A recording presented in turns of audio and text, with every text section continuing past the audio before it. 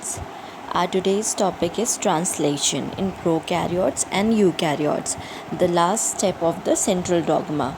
As we know, in central dogma, double-stranded DNA converted into single-stranded DNA. The process involved is replication. After formation of single-stranded DNA, we form mRNA. That is, the process involved is transcription, and mRNA gets converted into a protein, and the process involved is translation. So the last step or the process, you can say, we are discussing today.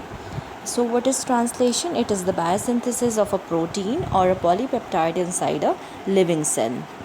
In this process of translation, the language of proteins, a nucleotide sequence on mRNA gets converted into or translated into amino acid sequence language.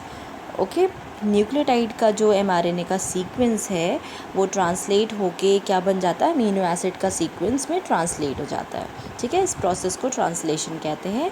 ये कहाँ पे होता है? Cytoplasm में होता है, जहाँ पे राइबोसोम पाए जाते हैं. तो प्रोटीन की सिंथेसिस कहाँ हो रही है? साइटोप्लाज्म में. और कौन इसको मीडिएट कर रहा है? राइबोसोम्स. ठीक है, और एक ये यूनिवर्सल प्रोसेस है. ठीक है, हमने जो ट्रांसक्रिप्शन की प्रोसेस पढ़ी थी वो कहाँ पढ़ी थी? न्यूक्लियस में. तो जो mRNA फॉर्म किया था वो कहाँ एग्जिट हो जाता है? साइटोप्लाज्म के थ्रू, साइटोप्लाज्म की तरफ न्यूक्लियस से, और फिर उसके बाद ट्रांसलेशन प्रोसेस परफॉर्म किया जाता है. तो ट्रांसलेशन में mRNA जो है उसको डिकोड किया जाता है और स्पेसिफिक पॉलीपेप्टाइड प्रोड्यूस होता है. इसके लिए हमें mRNA का सीक्वेंस चाहिए एज अ टेम्पलेट, जो कि गाइड करता है अमीनो एसिड की चेन को, की सिंथेसिस को, और क्या बनाता है? प्रोटीन. बहुत से ट्रांसक्राइब्ड आरएनए जो हैं वो, जैसे कि tRNA, rRNA, snRNA, उनको ट्रांसलेट करना ज़रूरी नहीं है, क्योंकि वो ऑलरेडी ट्रांसक्राइब्ड जो होते हैं, किसी को ज़रूरत नहीं होती ट्रांसलेशन की. ठीक है, to form a amino acid sequences. So now moving towards the steps of translation, there are 4 phases of translation. One is the activation, second is the initiation, third is elongation, and fourth one is termination. So first step, activation is mean in some books it is not considered as a step of translation, क्योंकि हमने yesterday वाली video में देखा था कि tRNA को हम splice करते हैं, एक्टिवेट करते हैं.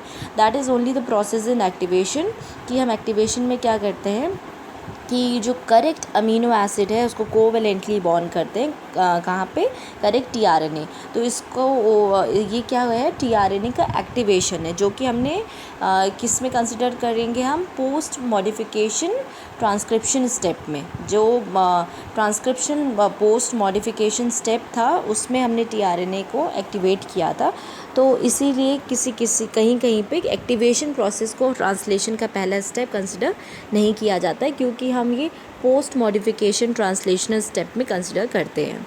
ठीक है, और इसमें अमीनो एसिड आके ज्वाइन करता है कार्बोक्सिल ग्रुप से. कहाँ पे? 3-OH एंड में tRNA की, और ईस्टर बॉन्ड फॉर्म करता है. और किसकी मदद से हो रहा है ये? ATP की मदद से.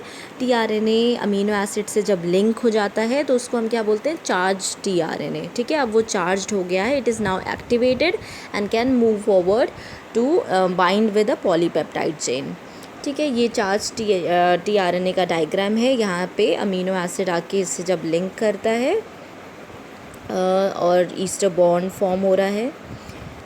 tRNA मॉलिक्यूल के डिफरेंट आर्म्स हैं. यहाँ पे ये कोडॉन है, ट्रिपलेट कोडॉन GCC, और इसका एंटी कोडॉन जो है वो है CGG. ठीक है, एंटी कोडॉन मतलब कि जो हम टेम्पलेट यूज़ कर रहे हैं, टेम्पलेट स्ट्रैंड, उसका जो मतलब जो हम फॉर्म हो रहा है, जो उसके साथ अटैच हो रहे हैं नाइट्रोजनस बेसिस, जैसे कि G के साथ C, A के साथ, यहाँ पे प्रोटीन क्योंकि फॉर्म हो रहा है तो A के साथ क्या जुड़ेगा? U, not T. थाइमीन ना जुड़ के यूरेसिल जुड़ता है. ठीक है, इनिशिएशन स्टेप में आते हैं सेकंड स्टेप में. तो प्रोकैरियोट में जो इनिशिएशन होता है उसके लिए हमें क्या चाहिए? लार्ज एंड स्मॉल सब यूनिट्स चाहिए होती हैं. mRNA चाहिए, इनिशिएटर tRNA, और 3 इनिशिएशन फैक्टर्स इन्वॉल्व होते हैं इसमें, IF1, 2 and 3 और GTP. In place of ATP we want GTP. IF3 का काम क्या है, ये फ्री 3s सब यूनिट के साथ बाइंड करता है और इसको मदद करता है लार्ज सब यूनिट से जुड़ने के लिए।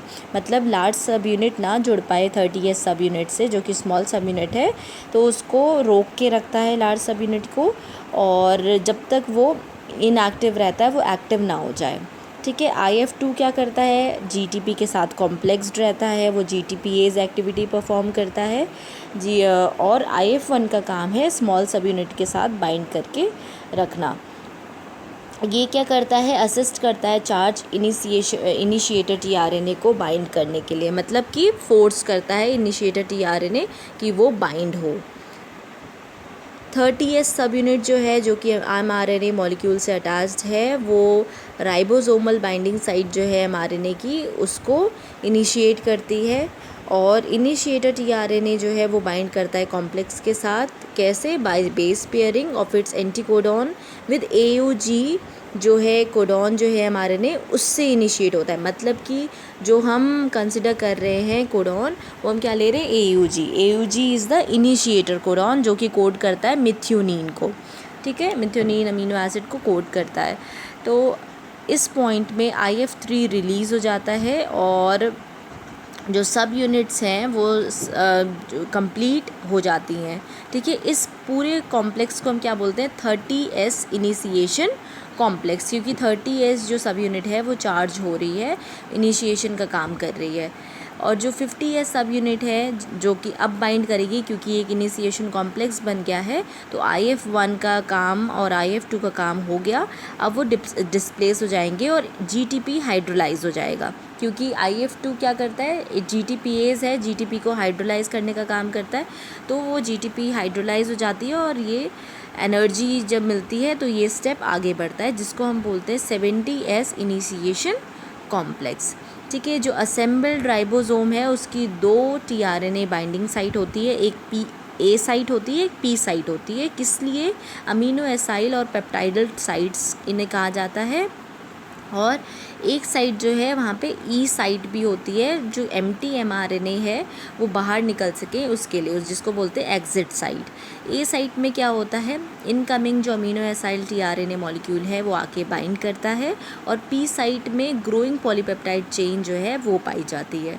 जो साइट है उसमें स्मॉल सब यूनिट्स के बहुत से क्लेफ्ट पाए जाते हैं, और उसमें एडजेसेंट कोडॉन्स जो होते हैं वो ट्रांसलेट होते रहते हैं। किस में, स्मॉल सब यूनिट में, जो कि 30s सब यूनिट है।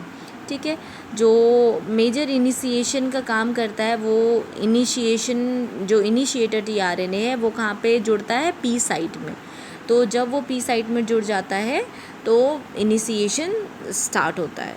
ठीक है, और यही एक सिर्फ tRNA का स्टेप है जिसमें जो सारे के सारे A साइट में अरेंज थे वो अब जब P साइट में हो जाएंगे तो tRNA मूव कर जाएगा और इनिशिएशन स्टार्ट हो जाएगा।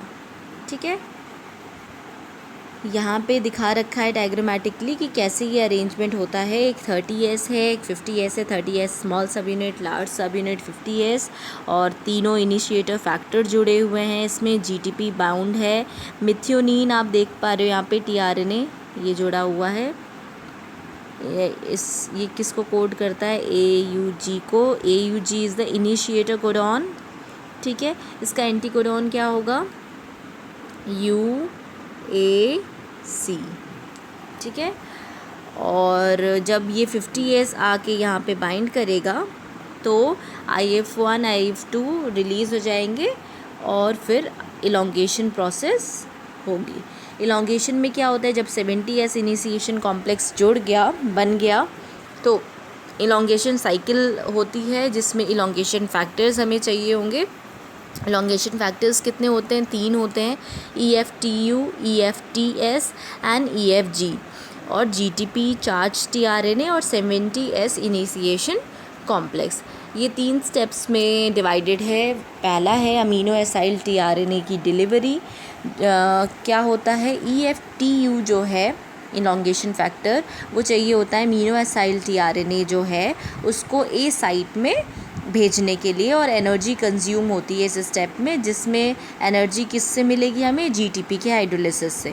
तो GTP हाइड्रोलाइज होता है इस स्टेप में जब अमीनो एसाइल टीआरएनए ए साइट में मूव करता है, किसकी मदद से? EFTU इलॉन्गेशन फैक्टर की मदद से। जो रिलीज्ड EFTU GDP कॉम्प्लेक्स है वो रीजनरेट होता है with the help of EFTS। EFTS क्या कर रहा है, इसका रोल क्या है? Generation of EFTU GDP complex. ठीक है, EFTU EFTS एक्सचेंज साइकिल जो है वो EFTS को डिप्लेस करती है GDP में, और रिप्लेस वो हो जाता है GTP में। ठीक है, GTP से रिप्लेस हो जाता है। जो रिजल्टेंट EFTU हमें मिलता है GTP कॉम्प्लेक्स, वो किससे बाइंड करेगा? दूसरे अमीनो एसाइल टीआरएनए से, और उसको राइबोसोम में भेज देगा। अमीनो एसाइल टीआरएनए जो है, ये जो कॉम्प्लेक्स फॉर्म कर रहा है वो किसके साथ फॉर्म कर रहा है? EFTU के साथ, एक्सेप्ट द इनिशिएटर टीआरएनए। ठीक है, दूसरा स्टेप जो है वो है पेप्टाइड बॉन्ड फॉर्मेशन। जब अमीनो एसाइल टीआरएनए की डिलीवरी होती है उसके बाद क्या होता है, जो दोनों साइट है A और P साइट वो ऑक्यूपाई हो जाती हैं, और दो अमीनो एसिड जो हैं वो जॉइन हो जाते हैं एक दूसरे से। ठीक है, पेप्टाइडल ट्रांसफरेज एक्टिविटी जो है 50S सब यूनिट में वो अब क्या बनाती है? पेप्टाइड बॉन्ड फॉर्म करती है दो अमीनो एसिड के बीच में। दो पेप्टाइड्स के बीच में बॉन्ड बनेगा, तो क्या बॉन्ड बनेगा? Peptide bond. और peptidyl transferase is the enzyme जो कि इसमें पार्टिसिपेट कर रहा है। ठीक है, लास्ट स्टेप है ट्रांसलोकेशन। अब इसमें क्या होगा? EFG जो है, जिसको हम ट्रांसलोकेज कहते हैं, वो पार्टिसिपेट करता है GTP के साथ और राइबोसोम में बाइंड करता है। ये भी एक एनर्जी कंज्यूमिंग प्रोसेस है। और डिस्चार्ज टीआरएनए जो है वो P साइट से निकल जाता है बाहर, और पेप्टाइडल टीआरएनए जो है वो किधर मूव कर जाता है? A साइट से P साइट में। ठीक है, जो mRNA है वो एक एक करके, एक कोडॉन जो है एक एक करके अरेंज होते हैं उसमें, और GTP और EFG जो है वो रिलीज़ हो जाते हैं, और न्यू कोडॉन जो प्रेजेंट होता है वेकेंट साइट में वो आगे बढ़ जाता है। ये स्टेप आप देख रहे हो, सबसे पहले कोडॉन रिकॉग्निशन हो रहा है। कोडॉन का रिकॉग्निशन के बाद पेप्टाइड बॉन्ड फॉर्म करेगा। पेप्टाइड बॉन्ड के बाद ट्रांसलोकेट किया जाएगा उसको। सब अब में आप देख रहे हो कि GTP इन्वॉल्व है। GTP से क्या बन रहा है? GDP। और जैसे ही GDP हाइड्रोलाइज हो जाता है, GDP को जब उसका काम हो जाता है तो वो बाहर निकल जाता है। फिर उसके बाद ribosome is ready for the next amino acyl tRNA. जैसे ही वो ट्रांसलेट हो जाता है तो फिर नया टीआरएनए आके उससे बाइंड कर जाता है, और फिर जो पुराना जो एक्टिवेट हो गया है, जो ट्रांसलेट हो गया है, वो आगे मूव ऑन हो जाता है। Amino end of polypeptide chain lastly हमें मिल जाती है पॉलीपेप्टाइड चेन।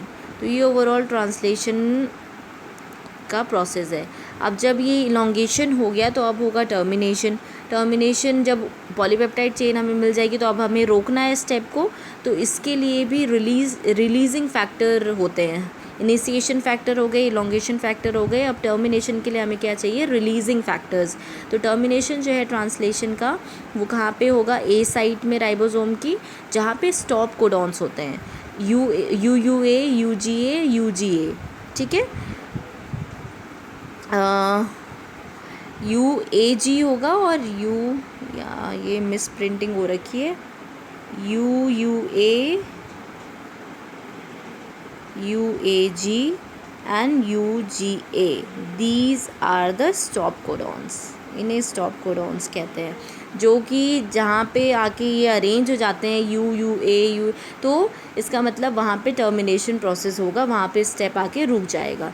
जब ये होता है तो कोई भी टीआरएनए रिकॉग्निशन नहीं होता है, और रिलीजिंग फैक्टर रिकॉग्नाइज करते हैं स्टॉप कोडॉन्स को, और क्या करते हैं? पॉलीपेप्टाइड चेन को रिलीज़ कर देते हैं, और वहाँ पे स्टेप आके रुक जाती है।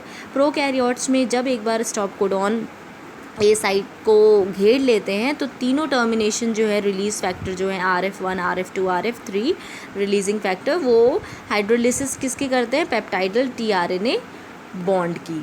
ठीक है, जो फ्री पॉलीपेप्टाइड चेन है वो रिलीज़ हो जाएगा, और जो लास्ट अनचार्ज टीआरएनए है P साइट से वो भी रिलीज़ हो जाता है। ठीक है, जो कि अनचार्ज है। डिसोसिएशन किसका होगा 70s सब यूनिट का, किस में 30s और 50s सब यूनिट्स में। RF1 जो है वो कहाँ बाइंड करता है ए साइट में, क्या करेगा ये पॉलीपेप्टाइड को रिलीज़ करने का काम करता है और अनचार्ज tRNA को। RF2 का काम क्या है, RF1 को रिलीज़ करता है ए साइट से और रिलीज़ करता है खुद को भी जब ट्रांसलेशन बाइंडिंग साइट परफॉर्म हो जाती है। लार्ज सब यूनिट में ये होता है RF2, ठीक है। RF3 का फंक्शन अभी अननोन है। और अनदर फैक्टर जो है राइबोसोमल रिलीजिंग फैक्टर, जो कि क्या काम करता है, डिसोसिएशन करता है 70S कॉम्प्लेक्स का। 70S कॉम्प्लेक्स को डिसोसिएशन कौन करेगा, राइबोसोमल रिलीजिंग फैक्टर। तो यहाँ पे आप देख रहे हो ये स्टॉप कोडॉन्स हैं रेड कलर के, यहाँ उआग उगा, इनका इसको आप ऐसे याद रखना, उआग उगा, ये 3 स्टॉप कोडॉन्स होते हैं। यहाँ पे आप रेड कलर से ये देखो अरेंज्ड हैं। ये रिलीजिंग फैक्टर है येलो कलर का, ये पॉलीपेप्टाइड चेन बन गई है। तो जैसे ही यहाँ पे आके जुड़ा तो ये अब यहाँ से बाहर निकल जाएगा, ठीक है। फ्री पॉलीपेप्टाइड चेन रिलीज़ हो जाएगी और GTP इसमें इन्वॉल्व होगा, जो कि फॉर्म करेगा GDP में, और ये रिलीजिंग फैक्टर फिर अपना बाहर निकल जाते हैं और फ्री पॉलीपेप्टाइड चेन रिलीज़ हो जाती है कहाँ पे, राइबोसोम के साइड। नाउ अभी तक हमने बात की प्रोकैरियोट्स की, अब यूकैरियोट्स में कैसे ट्रांसलेशन होता है वो देख लेते हैं। इसमें भी वही 4 स्टेप्स होते हैं, लेकिन एक्टिवेशन को कंसिडर नहीं किया जाता है क्योंकि tRNA एक्टिवेशन पहले ही हो जाता है जब ट्रांसक्रिप्शन एंड मॉडिफिकेशन होता है। उसमें tRNA के एक्टिवेशन में जो ये आपका एसिटाइलेशन होता है tRNA का एसिटिल, तो उसमें जो एंजाइम इन्वॉल्व हो रहा है दैट इज़ एसिटिल ट्रांसफरेज, ठीक है। तो वो भी आप याद रखना कि कौन सा एंजाइम यूज़ हो रहा है और tRNA कैसे चार्ज हो रहा है। तो यहाँ पे भी सबसे पहला स्टेप जो है वो है इलोंगेशन का, इनिशिएशन का। तो इनिशिएशन में यहाँ पे भी इनिशिएशन फैक्टर्स इन्वॉल्व है, इनको हम डिनोट करते हैं ई से। वहाँ पे प्रोकैरियोट्स में जब हम इनिशिएशन फैक्टर लिख रहे थे we are denoting IF1 IF2, लेकिन हम जब यूकैरियोट्स की बात करेंगे तो हम लिखेंगे e f, और ये कितने होते हैं, 10 होते हैं। वहाँ पे 3 थे प्रोकैरियोट्स में, इधर initiator factors हैं 10, approx 10 initiation factors are involved in the initiation in eukaryotes, and these are also divided into, initiation step is also divided into 3 steps, that is the formation of 40S pre-initiation complex, second is the formation of 40S initiation complex, and third is the formation of 80S initiation complex. Now moving towards the formation of 43S pre-initiation complex, there is a formation of ternary complex. ternary complex form करता है जिसमें मिथियोनीन tRNA होता है और EIF2 जो है वो bound करता है GTP के साथ, जो कि अटैच हो जाता है 40S राइबोसोमल सब यूनिट के साथ और क्या बना लेता है 43S प्री इनिशिएशन कॉम्प्लेक्स। क्योंकि इसमें जो इन्वॉल्व हो रहा है दैट इज़ EIF2 और 40S राइबोसोमल सब यूनिट है। I think here initiation factor 3 is involve, just recheck और जस्ट इसको एक बार आप चेक कर लीजिएगा। यहाँ पे इनिशिएशन फैक्टर जो है वो 3 इन्वॉल्व होता है और ये करेक्ट कर लो आप। और यहाँ पे जो है वो 40S राइबोसोमल सब यूनिट क्योंकि जोड़ रही है, तो 40S राइबोसोमल सब यूनिट प्लस जो इनिशिएशन फैक्टर है वो 3, तो कितना क्या बन गया 43 सब यूनिट बन गई हमारी, इसीलिए इसको बोलते हैं हम 43 प्री इनिशिएशन कॉम्प्लेक्स। ठीक है, इसको आप करेक्ट कर लेना, इट्स ई इनिशिएशन फैक्टर 3, यहाँ पे 2 लिख रखा है। ठीक है, और जो EF3 है और EF1A है वो EF2 और EF1 स्टेबलाइज करता है कॉम्प्लेक्स को। ठीक है, यहाँ पे 3 है तो यहाँ पे आप 2 कर लेना इसको। 48S इनिशिएशन कॉम्प्लेक्स कैसे फॉर्म होगा? जब बाइंडिंग होगी 43S प्री इनिशिएशन कॉम्प्लेक्स की mRNA के साथ, तो 48S इनिशिएशन कॉम्प्लेक्स फॉर्म होता है। और इसमें इनिशिएटर फैक्टर 4F जो है वो क्या करता है? एसोसिएट हो जाता है EIF 4G 4A और 4E के साथ। ठीक है, 4F जो है उसको हम कैप बाइंडिंग प्रोटीन भी बोलते हैं, जो कि किससे बाइंड करेगा? mRNA की कैप से। कल हमने कैपिंग देखी थी ना, 5' में ग्वानिल 7th पोजीशन में कैप फॉर्म करता है, तो वही है, उसकी कैप से जाके बाइंड हो जाता है 4F इनिशिएशन फैक्टर। ठीक है, जो 4A है और B है वो किससे बाइंड करेंगे? mRNA से, और कॉम्प्लेक्स स्ट्रक्चर को रिड्यूस कर देते हैं। ठीक है, mRNA जो है वो अब ट्रांसफर्ड हो जाता है 40S कॉम्प्लेक्स के साथ, और जो राइबोसोमल इनिशिएशन कॉम्प्लेक्स है वो mRNA को स्कैन करता है आइडेंटिफाई करने के लिए कि इनिशिएशन कोडॉन एप्रोप्रिएट है कि नहीं है, और 5' AUG जो है वो इनिशिएशन कोडॉन होता है। ठीक है, 40 अब बात करते हैं 80S इनिशिएशन कॉम्प्लेक्स की। 80S इनिशिएशन कॉम्प्लेक्स जो है वो कैसे फॉर्म करेगा? जब इनिशिएशन फैक्टर्स जो हैं वो 40S इनिशिएशन कॉम्प्लेक्स के साथ जुड़ जाएंगे और रिलीज़ हो जाते हैं, और उनकी रिसाइकलिंग होती है। जब 40S इनिशिएशन कॉम्प्लेक्स बाइंड करता है 60S राइबोसोमल सब यूनिट के साथ, तो 80S इनिशिएशन कॉम्प्लेक्स फॉर्म करता है। इस बाइंडिंग के लिए GTP चाहिए होगा, हाइड्रोलिसिस होती है उसकी, और वो बाउंड रहता है EIF 2 के साथ। ये जो है वो इस स्टेप को फैसिलिटेट करने के लिए किसका इन्वॉल्वमेंट होता है? EIF 5 का। ठीक है, यहाँ पे हमने देखा है कि इनिशिएशन फैक्टर कितने हैं? 10 हैं।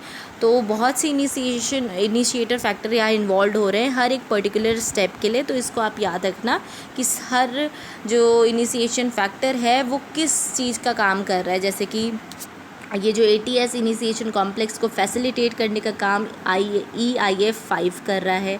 IF 2 GTP के साथ हाइड्रोलिसिस का काम कर रहा है बाइंड करके, और सबका अलग अलग रोल है। 80S कॉम्प्लेक्स फॉर्म कर रहा है इनिशिएटर फैक्टर्स के साथ जुड़ के 43S इनिशिएशन कॉम्प्लेक्स के साथ, और फिर ये रिलीज़ हो जाते हैं और रिसाइकलिंग होती है। ये स्टेप है जिसमें इनिशिएटर फैक्टर्स जुड़ रहे हैं, A, E है, G है, 2, F, 3 अलग अलग हैं। ये 2 कॉम्प्लेक्सेस हैं 40S और ये 60S।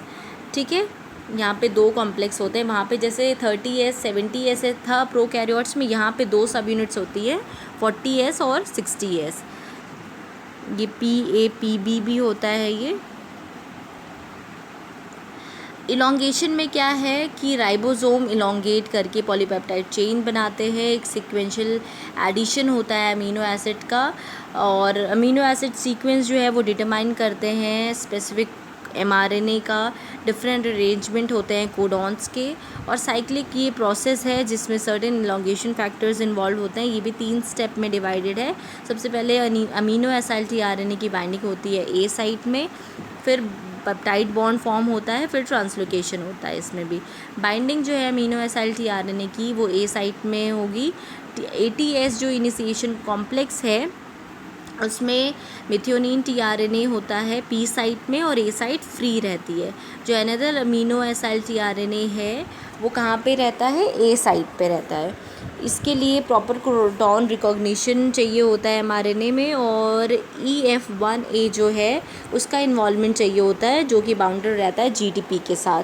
अमीनो एसाइल tRNA जो है वो A साइट में होता है, और EF1A इलॉन्गेशन फैक्टर 1A जो है वो GDP के साथ आता है, GTP बाउंड होता है जैसे कि हमने पहले अभी देखा, और जो उसको रिसाइकिल कर देगा और दूसरा अमीनो एसाइल tRNA आके जुड़ जाएगा। जैसे ही वो GTP रिलीज़ होता है, GTP बाहर निकलता है, वैसे ही दूसरा अमीनो एसाइल tRNA आके जुड़ जाता है। पेप्टाइड बॉन्ड फॉर्म कैसे करेगा? पेप्टाइडल ट्रांसफरेज एंजाइम कैटलाइज करता है इस पेप्टाइड बॉन्ड फॉर्मेशन को, और जो पेप्टाइड बॉन्ड फॉर्मेशन है उसमें जो ग्रोइंग पेप्टाइड चेन है टीआरएनए की, वो ए साइट में आके अटैच हो जाती है और इसमें भी जीटीपी चाहिए होता है, जीटीपी हाइड्रोलाइज होता है।